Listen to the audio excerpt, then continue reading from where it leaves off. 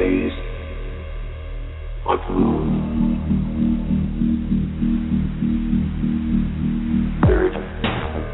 Welcome back to Third Phase of Moon. My name is Blake Cousins, and we're live tonight taking your calls from around the world in regards to the UFO phenomenon. Third Phase of Moon rated the top UFO channel around the world with over 107,000 subscribers and peaking over 70 million views, making us the top place to share your reports and get the information out to the world live right now. And if you have any questions for Third Phase of Moon, you want to report a sighting, so you can call into 1-347-934-0378. The month of August has been a busy month right here at Third Phase of Moon.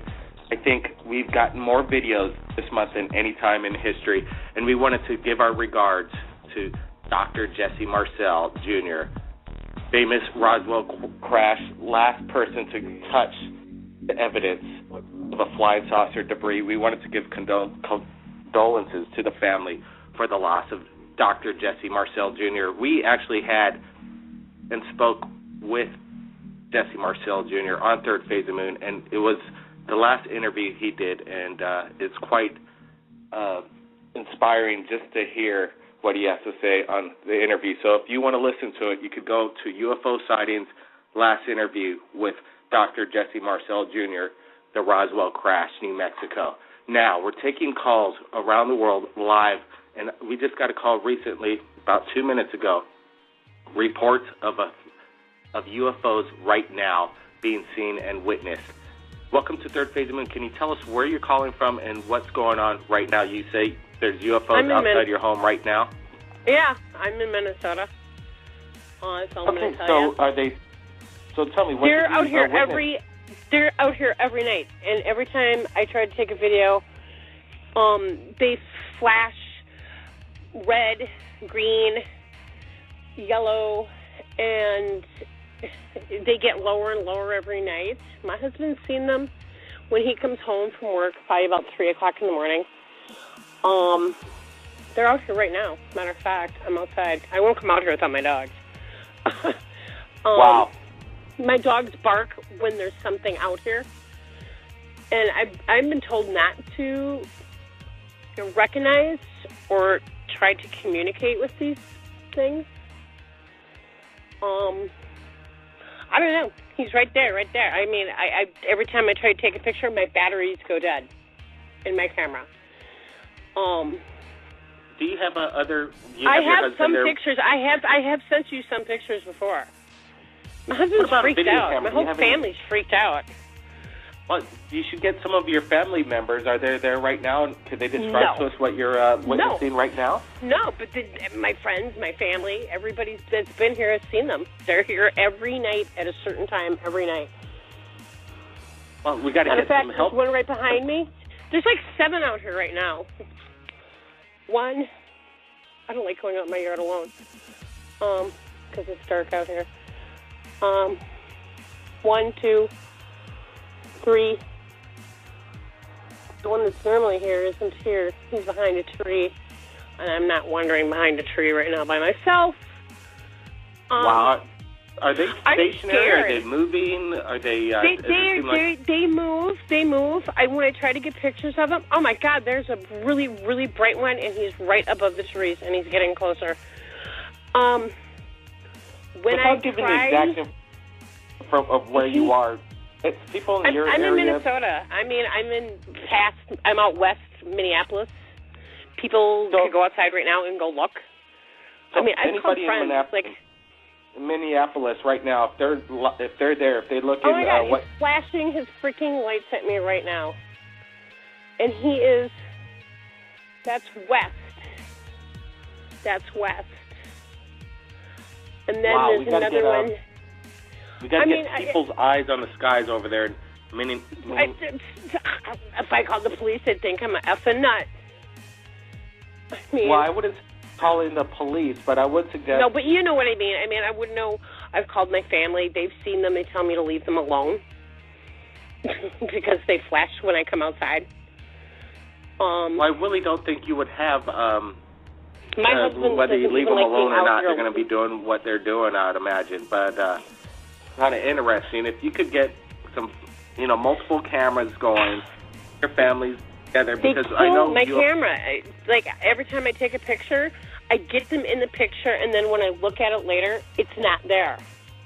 I don't know how to describe that. But that one is getting really close. I'm home alone. I might be going back in. I've sent you some pictures. I do have some pictures, but they're hard to catch because when I try to zoom in on them, they're like jumping all over the place. And they look like ziggles, like wiggly lines, or you know what I'm trying to say? Certainly. Well, it's best to get a tripod, a steady shot, so there's not that squiggly line. I have a cast in my leg. It's not like I'm going to be getting too close to anything. You stand by. You just stay by. We're going to get back to you. I'm just going to stand by. I'm just going to listen. So, and I'm going to stay up here for as long as I possibly can without getting too scared. We're taking more calls from around the world. Area code 254. Welcome to Third Phase Moon. Do you have a UFO you want to report? Have you captured anything in the past? Hello. Hello. You're live right on Third Phase of Moon Radio. Welcome. This is Blake Cousins. Hey, Blake. I appreciate it. My name is Ronnie Dawson. I'm a North Central Texas oil field worker, and I escaped the attempted abduction in March 2nd of 2011. And you were actually abducted? I believe it was an attempted abduction. Well, tell us about it. I work in the crude oil. I work in the oil field as a crude oil transport driver, a hazmat driver, and we work days and we work nights. And we've been seeing a lot of this stuff in KTAB News over here at Abilene had been reporting that they call them mystery lights, and we've been seeing some when we're working nights out there. And I've had 3 reports to MUFON, and they asked me to kind of capture some pictures, and I was trying to connect the pictures of this thing. It's just some lights over the trees, and like we've been seeing a lot of. And but this time the lights started moving at me, and I was on top of a tank battery, which is a oil storage facility, and this thing came in really close, within 100 yards of me. And wow, can you describe? Was it a large craft? Did it make any noise? Area code 254. Your reception's kind of breaking up. If you could try and call back, and we want to get you back on. We want to take a look at your video. I just didn't get that title. If let's check the connection again. Are you still there, 254? Yes. Okay, that's a lot better. I'll try to call you back. No, you're good. Don't call back. Let's just give me the name of the title of the UFO that you uploaded on YouTube, so we could take a look. I have a couple of videos out there called Coleman, Texas UFO Exclusive. Okay, we're going to take a look. Okay. So, is this you, Ronnie? Yes. Ronnie Dawson on the phone? That's me. Ronnie on the phone? Yeah, this is Ronnie. Okay, Ronnie, stand by. We're going to take a look at your video. Hey, let's just say, we'd sure like to share this with Third Phase Moon. We're about to take a look at this. Would it be okay? Absolutely. Okay, so the video I have is Coleman, Texas UFO Exclusive. It's a 6-minute, 34-second video, correct? Yes, that's one of 2 that I have. The other one is a little bit 15 minutes long. Okay, well, we're going to take a look, and we're looking at this craft. So what are we looking at right now? There's, like, you're pointing at an orange streak of light. What are we looking at here? Yeah, when this thing came in, there were some lights, and I couldn't see the craft behind it. As it got closer and closer, I could see these stretchy lights. The lights stretched almost like taffy. And then when it got closer, I could start to see the outlines of the craft. And then a huge white light came on. And I looked up on my head, and I seen the round disc-shaped craft fixing to start moving over my location. And it sent me into hiding. I hid behind an oil field separator, and I captured a picture. And in that picture, in the white light, when we look at it harder, we can see an image. There's what we believe is an alien standing in the open portal. Well, the pictures we're looking at right now, it's a bit hard to, see exactly what we're looking at here. Obviously, with your own eyes, being on location in the dark and having street lights, it's one thing, but trying to capture it on film can be quite tricky at times.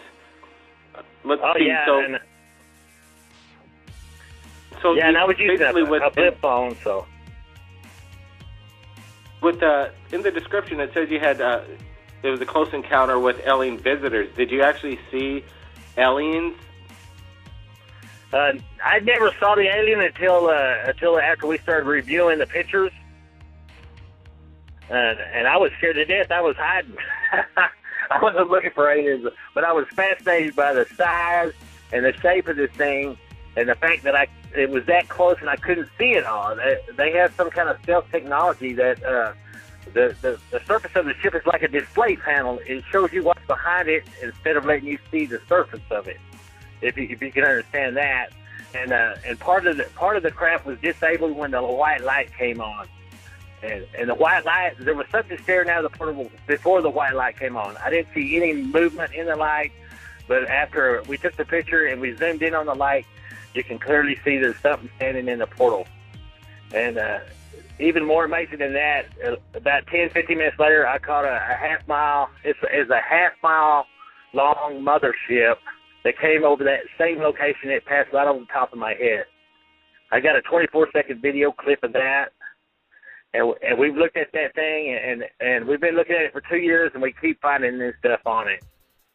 We found docked ships. We found the alien buildings with alien architecture on them, and now we're finding some creatures of all things. I don't know what. I can't imagine what any kind of a creature would be doing on the surface of a ship like that, but we're seeing things that they look to us like creatures. Well, Ronnie, we're looking over your site on YouTube here, and it's called Ronnie Dawson, and Man Escapes Alien Abduction, and he has pictures to prove it. People, if they want to take a look at this story, we're going to grab a few clips from here, share it right here at Third Phase of Moon, but if you want to look into some more evidence that Ronnie Dawson claims that he's captured aliens peeking through a portal and a mothership mile or a half-mile wide, did you say, Ronnie? Yeah, it's a half-mile wide, and it's kind of a V shape with a diamond center on it, and it was absolutely huge. It took probably 4 seconds for it to pass over my head, and it was, and the bottom was solid stone. It looked like meteor impact craters on the bottom of it. I mean, it was there's no way that this couldn't show up on a radar that close to the Air Force Base. It just baffles me that the news wasn't all over this. I was just shocked, and I caught a piece of it. I caught the left half of it on a 24-second video, and ever since I've caught that video, I kept expecting to see CNN news vans pull up in front of my house over here in Ranger, Texas, and it just never has happened. And I've turned the story into Fox News, CNN, and nobody's even called to check up on this, or even nobody's even looked at the pictures, much less talk to me about it. Well, what's interesting is that's creepier than what I saw out there that night. Well, it's no surprise to me. The main media, they're not going to pick up on stories about UFOs and aliens, because the only way they're going to do it is if they start to belittle it, tongue-in-cheek it, put a humor twist on it, and never take this thing kind of seriously. People on YouTube, they're a little bit more wise to this. They really don't care about what the main media is going to shove down their throat in regards to their agenda, trying to put the tongue-in-cheek twist on this. But the YouTube viewers, seems like they picked up on your story quite well. You have over 147,000 views. You've gotten the word out. Congratulations. Yeah, and that was the whole point, was not to try to make money off this thing, not to sell books or anything like that. I'm just trying to get the word out there, man. I've got some amazing photos here, and this is a real deal sighting. And as the disclosure was going on up there, they were asking people to come forward with real sightings and real evidence, and I decided it was time And I've been doing a lot of research, you know, to back up, because I knew everybody would say you're lying, you're making this up. So I've gone in there and I've got some good shots of the star field in the background. I've identified the stars in the photographs. I've done everything I could do except capture the radar images, which is out of my control. Well, it sounds like you've done your research. Now we're going to go into the first caller. You stand by over there in Texas. Is there any more in your area going on right now, 952? Yeah, I'm getting pictures here. I'm trying. You're giving it a shot. So basically, I'm giving it a shot. Send those photos in. We'll take a look. See if we can get some foreground, some trees. Yep. Yep. It sounds like you got it covered over there. Basically, third phase of moons taking reports from around the world. Everybody stand by. We're going to go to break, and we'll be right back in 1 minute. All right, we're back live, third phase of moon. If anybody has any questions, they want to report their UFO sightings, they could call into 347-934-0378. We're going to get back to the man who claims he escaped alien abduction, and he has proof. Basically, he claims that he's captured 12 images of different species and aliens in several ships, a large mothership with smaller ships docked on it, and the alien architectural buildings embedded on the base of the solid meteor. This event was reported by the major networks, and they never even checked it out. You know, this is the problem about people reporting their stories and it not being taken seriously over and over again. People will be ridiculed, lose their jobs just because they saw a UFO. Absolutely ridiculous. Can you tell me, from Texas, Ronnie, Mr. Yes. Dawson, what you felt when you experienced this? Was it a one-time thing, or is this a constant thing going on? Well, you know, Blake, we were seeing them pretty regular, and it was fun and exciting and mysterious to try to record these things, and it was hard. You pull your camera out, and they just they blink out. You know, it's almost like you're watching them, but at the same time they're watching you. And it was really hard to get any footage to start with on them. And eventually, we were just seeing lights, and finally I saw the first craft. It was over a rural farmhouse out here in the middle of nowhere, and it was solid black, and I thought it was like a cloud of smoke, like somebody was burning something, and then the four big white brown lights came on. That is typical of what we've been seeing out here, and then it moved off, and I was moving closer to get a photo, and my camera wouldn't open because it just wouldn't open. I mean, and so anyway, I bought this flip phone, and then I decided, you know, we're seeing so many of these things that we need to do something besides just get photos of light in the darkness. You know, I'm just sick of photos of light in the dark. I wanted to do something different. I bought this green laser, 250 milliwatt laser, and I decided if I had the opportunity, I was going to fire this laser in close proximity to this thing and see how the laser beam would react to the craft. But I didn't know at that time that just firing the laser beam at night will attract these things. I found this out later, and then I put the word out to everybody I could find. But I did. We thought we had a sighting, and I had the laser with me, and we shot the laser at this thing in close proximity of it. I circled it, and we were looking for beam deviations, and we didn't see any beam deviations. But apparently 1 year after that was when the attempted abduction happened, and they think that's probably a relation to me shooting the laser at their craft, that maybe they were tracking me, or they thought maybe I was some kind of scientist or something. I don't know, but I know it was a scary event, and I got some. I shouldn't have took so many pictures of the lights and the trees because I missed some great opportunities later. I ran out of memory before the night was over. But the thing was, it wasn't just one random sighting. It was a whole bunch of sightings within a 1 hour period that night. Wow, it sounded like that evening was quite the activity going on with UFOs, and it was sound quite exciting. And we're going to look forward to showcasing your videos right here at Third Phase of Moon. We're going over your site right now, Ronnie Dawson. And basically, there's another video here. We delve into paranormal activity right here at Third Phase. We receive videos now and then when it gets into the paranormal realm of a ghost caught on tape that you've experienced. Can you tell us about this video? Yeah, I was coming out with this UFO video. I had to get it out because there was a guy over in Vietnam who had made a video of my story, and I felt like to get the story out there accurately, I needed to get it out there quick because this thing was taking off. So we had to make this video very quickly without any practicing or warning. We just did something we did right there in the living room of my house, and during this video, 1 minute and 31 seconds into it, and we didn't see it at the time we made the video.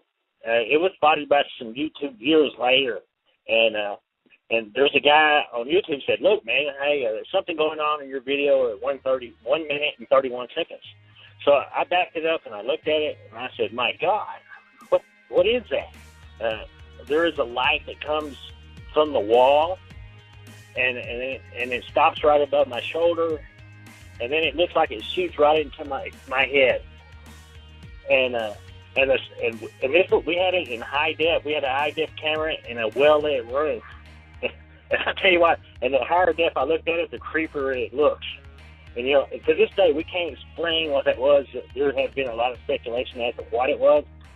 I had one person say that it was a Kundalini. It was a result of being in close contact with a higher spiritual entity, and that this Kundalini is like God's Kundalini would be the Holy Ghost.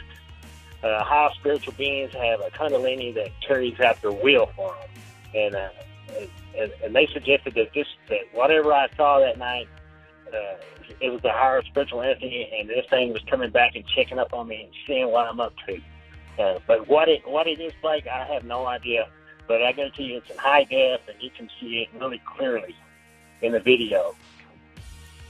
Well, I'm looking over some of the comments, Ronnie, and obviously people are going to say right away that it's you smoking a cigarette or something like that, some smoke vapor. What would you have to say to somebody that would say that to you, Ronnie? There's no smoking in my house, for one. For one thing, there's no smoking in my house. And you can clearly see that the smoke travels quite a ways before it gets to me. And then it sits there and hovers for a minute, and then it shoots rapidly into my head. And you can see it. And it spirals around, and then really draws to an intense point before it goes into my head. Wow, we're looking at the video right now, and Ronnie, I really appreciate you coming on Third Phase of the Moon, sharing your incredible encounter with the mothership, alien beings out of portals, ghost phenomenon. Wow, what else could Third Phase of the Moon radio show want to showcase live right here? And then our friend from Minneapolis trying to capture incredible video, having a hard time at it, but keeping our eyes on the skies, continuously do so. Really appreciate everybody joining us right here at Third Phase of the Moon. Yes, it's been an honor.